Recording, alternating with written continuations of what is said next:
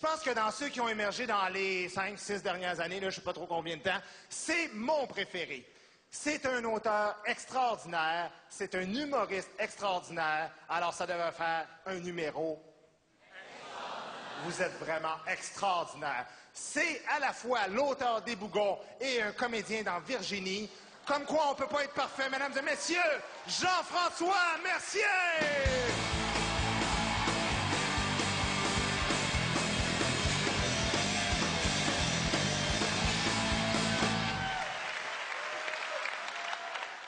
Moi, le monde a de l'air surpris quand je lui dis que je ne veux pas avoir d'enfant. Il me demande pourquoi. C'est parce que si j'ai un enfant, je ne voudrais pas avoir à y mentir. Tu sais, moi, j'ai été bien élevé, je viens d'une bonne famille, j'ai appris à parler un bon français. Bon, ouais, je sais que ça sonne drôle comme ça, mais c'est vrai. Moi, ma mère avait pour son dire, la plus belle chose qu'on peut donner à ses enfants, c'est une belle éducation. Tellement que plus jeune, je faisais rire de moi parce que je parlais bien. Tu sais, je disais une bicyclette au lieu de dire un bicycle. Je disais bataille au lieu de dire bataille. C'est drôle, hein? On dirait que quand tu dis bataille, tous ceux qui disent bataille, ils sont plus forts que toi, hein? Tu sais, moi, plus jeune, tu sais, on m'achetait des livres, tu sais, je savais plein de choses. Tu sais, moi, j'étais plus un petit gars intellectuel, tu sais. Tu sais, j'étais pas vraiment un enfant qui était porté à aller vers les autres enfants. Ben, faut dire que quand tu fais toujours rire de toi, tu n'étais pas vraiment porté à aller vers les autres, hein? Ouais, moi, au primaire, je faisais rire de moi, mais moi, le tata, je pensais que c'était à cause du monde qu'il y avait dans ma classe. Fait que je me souviens, j'avais hâte d'aller au secondaire, puis je me disais, tu sais, ça va être des nouvelles personnes, ils me connaîtront pas, tu sais, fait que ça va être pour moi l'occasion de commencer une nouvelle vie parce qu'ils riront pas de moi, mais ça marche pas de même, hein. On dirait que les enfants, ils savent tout de suite, hein, quand tu es une victime. Ben, il faut dire que c'est facile à reconnaître une victime, hein. C'est habillé propre, puis ça pue la peur. Puis moi, ma mère, elle m'habillait propre, puis elle me parfumait à peur. Exemple.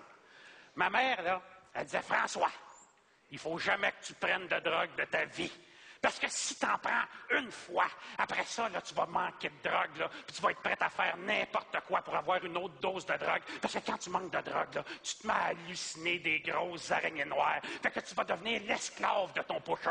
Mais non seulement ça, en plus, les drogués, quand ils prennent de la drogue, là, ils perdent complètement la carte, ils se prennent pour des oiseaux, ils montent en haut des buildings, puis ils se pitchent en bas parce qu'ils pensent qu'ils peuvent voler, mais ils peuvent pas voler. Fait qu'ils se tuent. Elle dit, François, fais bien attention qu'il n'y ait jamais personne qui mette de la drogue dans ton verre de lait ou dans ta sandwich pendant que tu as le dos tourné, parce que tu vas devenir l'esclave de cette personne-là. J'aurais fait, mais, maman, de quoi ça a de l'air, de la drogue? Elle dit, ça peut avoir de l'air de n'importe quoi. Fait que moi, j'avais peur de n'importe quoi puis de n'importe qui. Parce que n'importe quoi pouvait être de la drogue puis n'importe qui pouvait être un drogué. Quand j'ai fumé mon premier joint en secondaire 3, j'ai fait 50 fois le tour de l'école en courant pour me sauver des gros biscuits soda géants qui voulaient me manger les testicules. Je suis le seul gars que je connais qui a halluciné sur du pot. Quand je suis arrivé en secondaire 1, les autres jeunes me traitaient de tapette. T'sais. Ma mère me dit, occupe-toi-en pas. Ils vont bien finir par se tanner. Ça, c'est en secondaire 1. En secondaire 3, c'était trop pas tanné, même que ça avait empiré. Il y en a même qui me tapaient sa gueule. Ben, tellement que je commençais à me demander si ma mère savait de quoi qu'elle parlait quand elle disait que la violence, ça donne rien, là, parce que moi, ça me donnait des bleus puis des cicatrices, tu sais. Ah non, puis là, c'était rendu terrible, hein. Tout le monde me traitait de tapette, hostie de moumoune, hostie de fif sale, hostie de gay de jamard du calice. Puis moi, ben, c'est pas des mots que ma mère m'avait montrés, tu sais, fait que je savais pas qu'est-ce que ça voulait dire, tu sais, puis j'avais pas d'amis pour me l'expliquer. Sauf qu'au ton de mépris qui était utilisé, je me doutais que c'était pas une bonne chose d'être une tapette, tu sais. À un moment donné, on était dans le cours d'écologie, OK? Le prof était en retard, puis en arrière de moi, il y avait Maxime Degg. Ça, Maxime, c'était le petit roux de la classe, tu sais. Puis il me donnait des pichenottes en arrière des oreilles en faisant « tapette, tapette, tapette, tapette, tapette ». Puis moi, écoute, je suis peut-être une tapette, je sais pas qu'est-ce que c'est, mais je commencerai pas à me faire niaiser par un roux, tabarnak. Ça, je le sais qu'est-ce que c'est, tu sais. Fait que je me souviens que je m'étais reviré de bord, j'avais donné une tape sur la main, j'avais fait « Hey, arrête, écoute ». Tout le monde s'est levé spontanément dans la classe, puis ils se sont mis à encourager Maxime. « Ah ouais, Max, cause à gueule, ouais, laisse-toi pas faire par une hostie de tapette, cause à gueule, ouais, enculé, hostie de tapette sale ». J'ai complètement perdu la tête, les 2 poings m'ont fermé tout seul, puis je me suis mis à le fesser, puis à le fesser, puis à le fesser. OK, premier coup de poing, il a fendu à la lèvre, c'était spectaculaire, il y avait du sang partout. C'est le prof d'écologie qui nous a séparés quand il est finalement arrivé à son cours. Puis quand il nous a séparés, je tenais le roux par la couette, puis je tapais la tête dans le mur de ciment. Fait que celui qui a été puni, c'est moi, là. Le roux, il n'y a rien eu, là, une commotion cérébrale, tu sais. Directeur d'école m'a mis en dehors de l'école pour une semaine. Écoute, ma mère broyait, était inconsolable. Avant, j'étais sa fierté. Puis c'était la première fois de ma vie que je la décevais. Tu sais, c'était un drôle de feeling, tu sais. Quand je suis retourné à l'école une semaine après, je me suis dit, ben là, tu sais, c'est sûr que Maxime va vouloir se revenger, lui et ses chums vont vouloir me repogner, tu sais. Ben non, quand je suis retourné à l'école, tout le monde était gentil, puis tout le monde était respectueux avec moi. Et c'est même à partir de là que j'ai commencé à avoir mes premiers amis. Bon, les nerds et les losers de la classe, mais quand même, tu sais, ça me faisait drôle, tu sais. C'était la première fois que je revenais de l'école, j'avais pas le goût de broyer. Hey, même des fois, le matin, là, j'avais hâte d'y aller. Hey, à un moment donné, là, je suis en train de parler avec Chantal Christin, OK? Ça, Chantal Christin, là, c'était la plus belle fille de l'école, tu sais. Puis c'était spécial parce que j'y parlais, puis elle me répondait, là, tu sais. Ah ouais, puis pas des affaires d'école, câlisse, il y a du monde qui nous voit. Non, non, non, non. On discutait, puis même, des fois, je la faisais rire, puis ça, c'était le fun, tu sais. À un moment donné, je me souviens, j'étais dans l'autobus scolaire, je faisais mon coqueloune, j'essayais de faire rire Chantal Christin. Puis à un moment donné, il y a un secondaire 5 qui me crie « Femme dont ta gueule, hostie de tapette. » Business as usual, tu sais. Moi, ma mère me dit « Occupe-toi-en pas, il va bien finir par cette année. » Fait que c'est ça que je fais, tu sais. Sauf que juste entre vous autres puis moi, il faut vraiment que tu sois concentré sur la conversation que tu as avec la fille pour pas t'occuper d'un gars qui te gueule à 2 pouces de la face. « M'a t'arraché la tête, mon asti de tapette de Christ, puis je vais te chier dans le corps. » Mais je réussissais à faire comme si de rien n'était, tu sais. Sauf qu'on aurait dit que moins je m'en occupais, plus il se pompait, toi. Ouais. Comme si le truc que ma mère m'avait donné, il marchait jamais. C'est bien pour dire, tu sais. Mais je continuais à pas m'en occuper, à faire comme si de rien n'était, tu sais. Sauf que là, il avait quand même rajouté une difficulté supplémentaire. Il avait quand même rentré son parapluie dans ma bouche, tu sais. Mais je faisais comme si de rien n'était. Ah ouais, ça. Sauf que là, il est en train d'essayer de l'ouvrir, le petit parapluie, tu sais. Encore une fois, les 2 poings m'ont fermé tout seul, puis je me suis mis à le fesser, puis ça s'est arrêté là, hein? Parce que lui est en secondaire 5.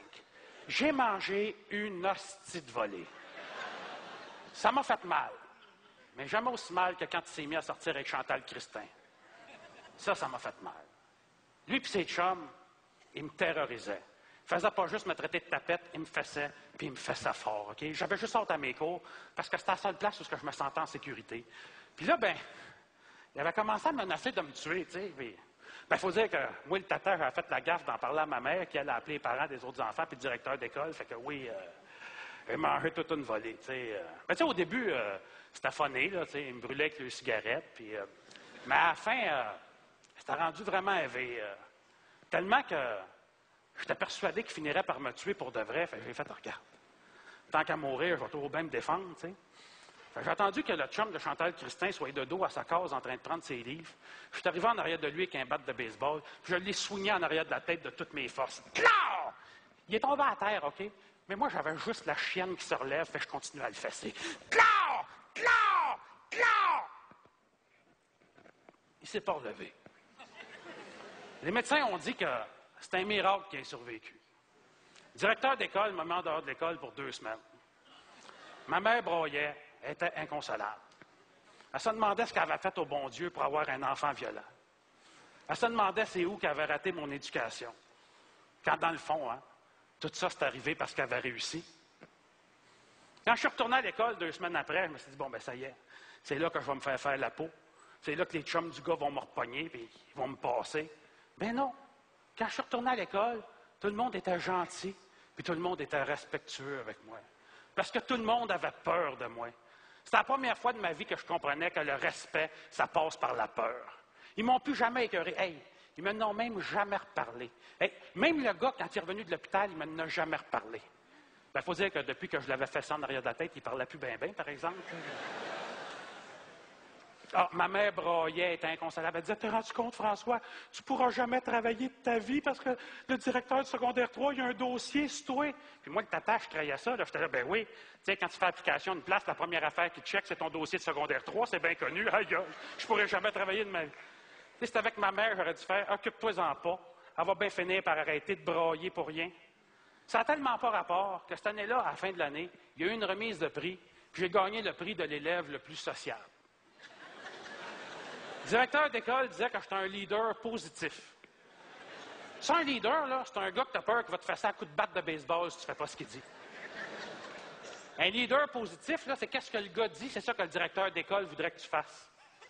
Ah, moi, avec les filles, regarde, je pognais 0 avec les filles, mais là, en plus, j'avais l'étiquette d'un gars violent, fait que j'ai fait, regarde, je peux faire une croix là-dessus, j'amène une fille qui va s'intéresser à moi jusqu'à la fin de mes jours. Ben non. À partir de là, il y a eu des filles qui ont commencé à s'intéresser à moi. Les filles disaient que j'étais un gars sensible, dans le fond, puis ça, ils aimaient ça. Spécial, les filles, hein? Quand je revenais de l'école en braillant, j'étais pas sensible. J'étais tapette. Pour me mériter le statut de gars sensible, il a fallu que je fasse un gars à coup de batte de baseball en arrière de la tête, puis je le laisse pour mort. Ah non, puis ça marchait vraiment avec les filles. Je pense même que cette année-là, si j'avais voulu, j'aurais pu sortir avec Chantal Christin, mais depuis que l'autre l'avait fourré, on aurait dit qu'elle m'intéressait moins. Non, c'est plate ce que je vais dire, là, mais fesser ce gars-là à coup de batte de baseball en arrière de la tête, c'est la meilleure affaire que j'ai faite de toute ma vie. Alors, ma mère a dit que la violence, c'est pas une solution. C'est vrai. Dans Walt Disney, puis dans Petite Maison dans la Prairie, mais dans la vraie vie, là, c'est une solution, pas une crise de bonne à part ça. Puis ceux qui sont contre la violence, hein, c'est juste parce que ça s'associe aux victimes. Hein, parce que quand c'est toi qui la distribue, c'est le fun en tabarnak. Tu obtiens tout ce que tu veux, puis en plus, ça te détend.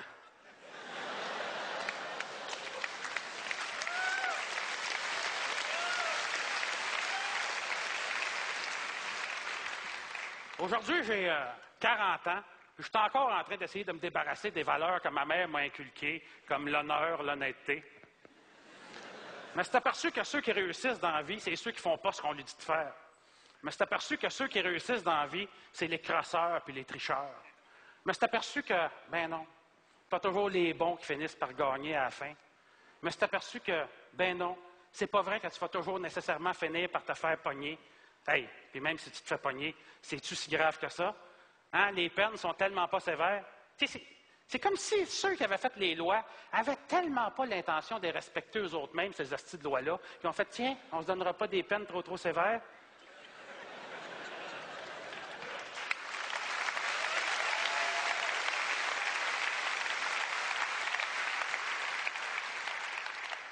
Sauf que, dans le fond de moi-même, je suis triste de savoir que c'est moi qui ai raison, puis pas ma mère. J'aimerais ça croire que c'est en travaillant fort qu'on obtient des résultats. J'aimerais ça croire que nos bonnes actions vont être récompensées, puis que nos mauvaises actions vont être punies. J'aimerais ça croire que c'est les bons qui vont gagner à la fin. J'aimerais ça croire que la violence, ce n'est pas une solution. J'aimerais ça croire que si tu t'en occupes pas, qu'ils vont finir par cette année. Si j'avais un enfant, j'aimerais ça lui dire que c'est pas bien de fesser quelqu'un à coup de batte de baseball en arrière de la tête. C'est pour ça que j'en veux pas d'enfant. Je veux pas avoir à y mentir.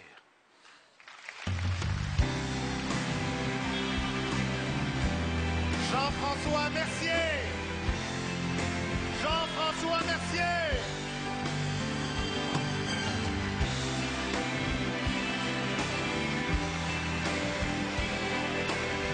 Jean-François Mercier, mesdames et messieurs!